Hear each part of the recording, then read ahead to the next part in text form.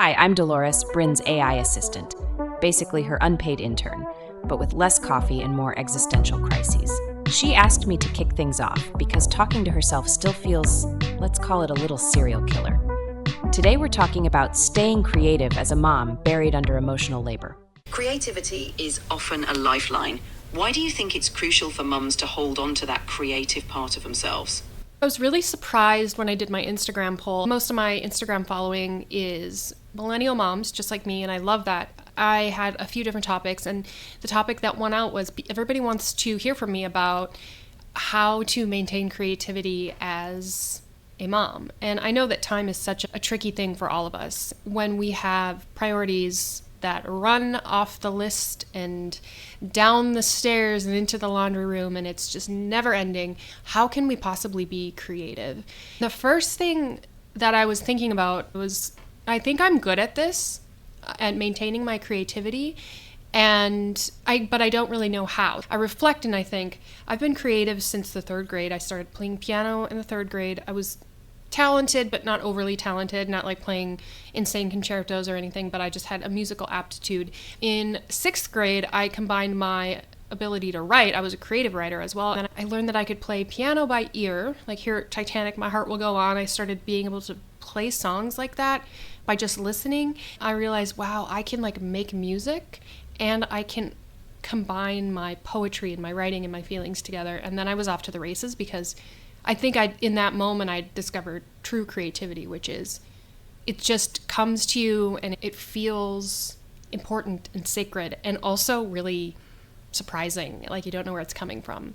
And because of that, in my reflection, knowing that about myself and seeing that in high school, I was singer-songwriter songs at the talent shows and became known as the singer-songwriter of my little hometown in North Dakota, and became a singer-songwriter in Minneapolis while getting my degree in writing. Now it's 20-some years later. I've done 3 albums, 2 EPs. I've had 3 album release shows.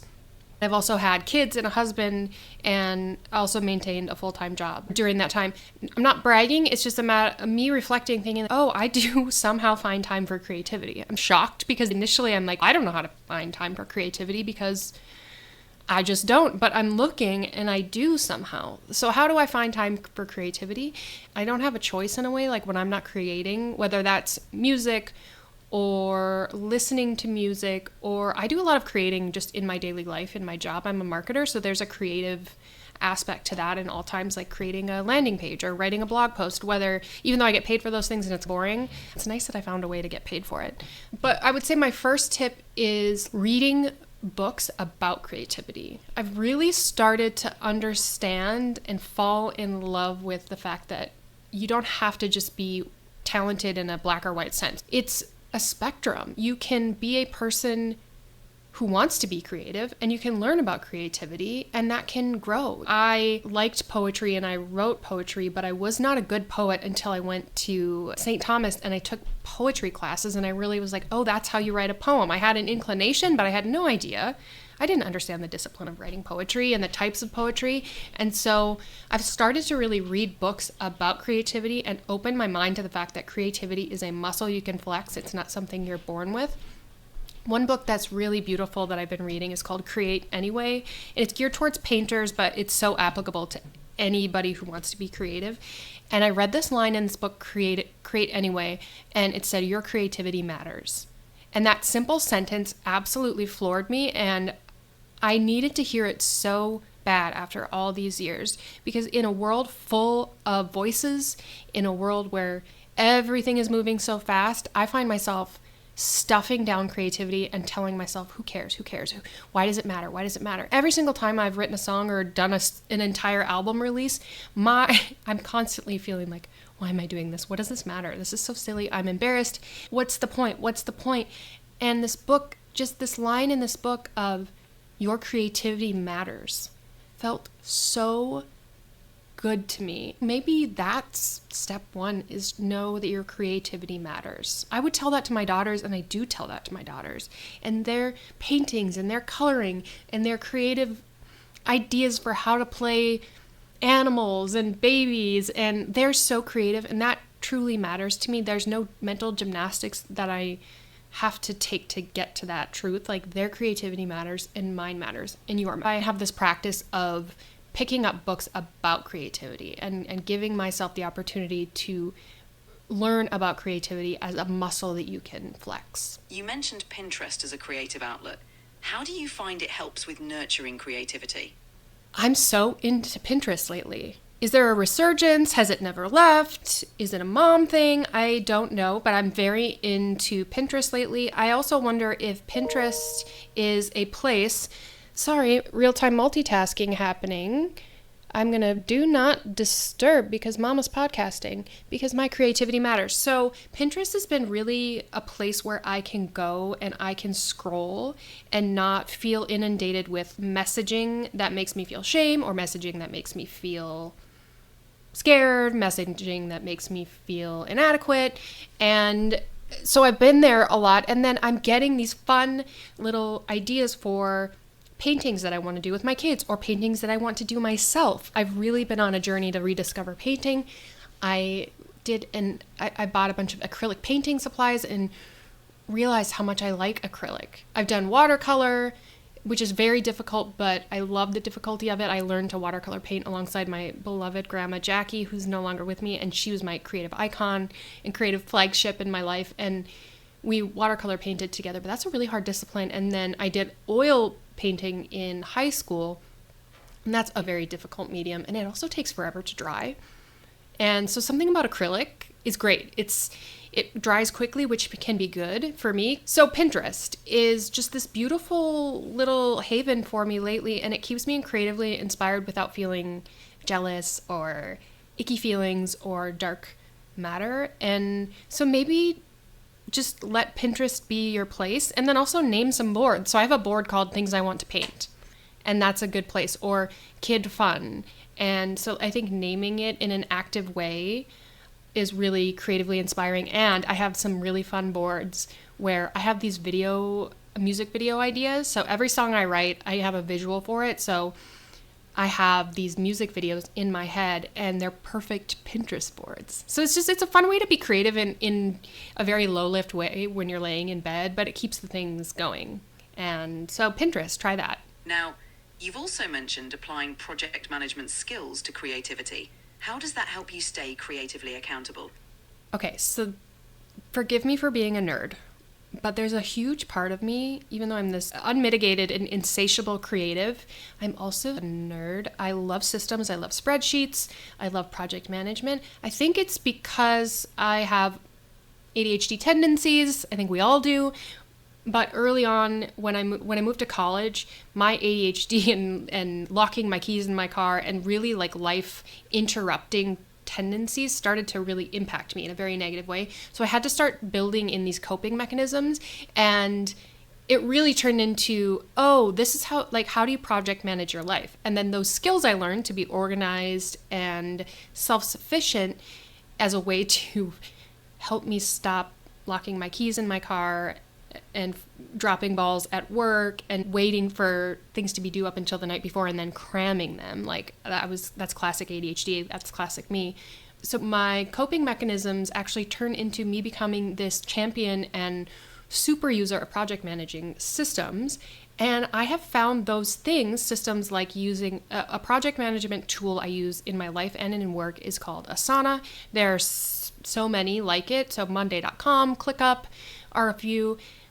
They really apply these nice training wheels to my life, and they're a place for me to capture my insatiable desire for life and my ideas and all of these things.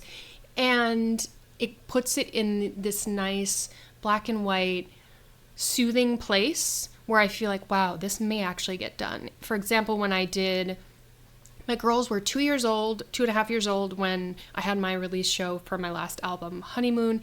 And that whole project, while it was incredibly creative, the work I'm most proud of, that was also very heavily project managed. I came up with the concept of Honeymoon. I wrote the song, and that was very creative. But then I was like, this is a project. This is going to be called Honeymoon. I was like in Asana, and I started plotting out in my calendar, if I was going to release an album, what could it look like in the calendar of my life? So that's not necessarily typically creative, right? That's more whatever side of the brain. I don't even know the sides of the brain. Like, I'm so type B where I'm like, whatever. It's the side, the calendar is very much the side of the brain that is not the creative part of the brain. But I think because I have the ability to create systems and project plans using these tools, it allows me to toggle back and forth between this like very big creativity that can feel all encompassing in an exciting way, but in a very draining way. It allows me to harness it and put a border around it. And it also helps me in this very crucial piece that is the linchpin of what we're talking about today, which is how do you make time for creativity? It creates accountability. So I put my release show date, my honeymoon dream release show date, I think I put it out a year and a half in the future, and then I worked backwards. And did I hit all the milestones? Absolutely not. Not even one milestone was hit in the right place, but just the act of putting it down in a system and in a spreadsheet and putting a date to it made it feel more real. And it also goes back to that first lesson of like, your creativity matters so much, you're putting it in a spreadsheet, right? I think there's a lot of moms that follow me and a lot of moms that are in my world that work in a corporate world or have a job that is, there are elements of just that project management and hitting deadlines. And just in general, when you're a parent, it's just like all logistics. So logistics can help you be creative. Apply logistics to creativity. Put some accountability. Even just the Pinterest board where I have these ideas for each song concept in my mind is a music video. That's a way of applying accountability to it. Let's go to the Pinterest board. That's the visual look and feel. We could put that into a document and hand it over to a videographer. That's very logistical. And then it gives you, and then you can toggle back to the dreaming where you're like, oh, what could it look like? Like one of my music videos I have where I'm like, I can just see it. I'm wearing red tights and a puffy like leopard jacket, and it's exciting. It's totally creative. And then I toggle into the project management mode where I'm like, and where will I get those red tights? And what store might I use? Obviously Amazon, but it's, I don't know, it's a back and forth. It's project management and just more boring accountability tools to make your creativity happen because it matters. Combining creativity with structured planning can really bring those ideas to life. Now, you mentioned your grandma Jackie as a creative inspiration. Can you share more about her impact on your creative journey? My grandma Jackie was this intensely creative person, the matriarch on my dad's side, and she had 8 kids, including my dad, and she was special. She was creative. She painted. She was a prolific quilter. No matter which family member's house I would go into, our house, her house, my aunts and uncles, my grandma's paintings would be on the wall. And talk about creativity mattering. It's not a question in that side of my family. She saw early on that I had this creativity. She recognized that in me, and that still to this day is just this gift that I was given, that she and I vibrated on that wavelength. She showed me that my creativity matters. That almost feels like an heirloom she gave to me, and I feel bad if I'm not being creative. And that's a nice but very sacred thing to have, to know that she's somewhere. She passed away, I think, 5 years ago, but she's with me. She's around me when I'm playing or when I'm painting. When I was painting with my daughters a few nights ago, I just knew that she was there and she was seeing this. When she passed away and we had the funeral, I walked into the chapel where the funeral was, and every single pew, I'm looking down, and every single pew on both the right side and the left side was covered with a quilt that she had made. So the whole ceremony was adorned in her creations. Isn't that so pretty? And then the walls, her paintings were hanging. And it was meaningful. I don't even know if I can put into words how meaningful, but it just matters so much. And so when I was thinking, like, how am I even going to do this episode? Because I couldn't feel less kept up right now. Like, I just got home from this long work trip where I felt like I went into a submarine and the only thing that was happening was work. When you're in an in-person work meeting, like, you can't do other work, and I was just like, it was that. And I was thinking of all the things I wish I could be doing. Even just doing a podcast. And I know that you have a dream or a creative outlet, and you think, but why? What's the point? I don't have time. There's laundry. there's so many other things. And right now, like the fact that I'm doing this right now, I'm very proud of myself because there's so much happening, and I have about 90 minutes until I have to pick up my kids from pre-K, and we go into the weekend, and working parents understand, talk about going into a submarine. It's peace out week. We're going into the weekend, and you're bracing yourself for a weekend with your beautiful, darling animals of little toddler children. It's hard. Should I be slicing strawberries and making little sandwiches for our pretty little weekend that we're going to have? Should I be folding laundry? Should I be cleaning their truly unconscionable bedroom? It is so messy right now. It's unspeakable. And I'm creating. I'm doing this podcast. And I'm looking at my piano right now. It's looking very appealing. And it matters. And so if you listen to this episode and this maybe inspires you to pick up a paintbrush or pick up a pen and start writing, or this is a PSA, creativity is so much more than typical art, music, writing. Creativity is painting a wall. Creativity is a project. Creativity is coming up with a new system in your house to do laundry. Creativity is whatever kind of gives you that little sparkly magic, and whatever thing that you want to be doing that feels expansive and you feel like I shouldn't do it because it would feel good. Please just be creative. My grandma Jackie would be so proud of me and you and all of us as moms finding a way to be creative.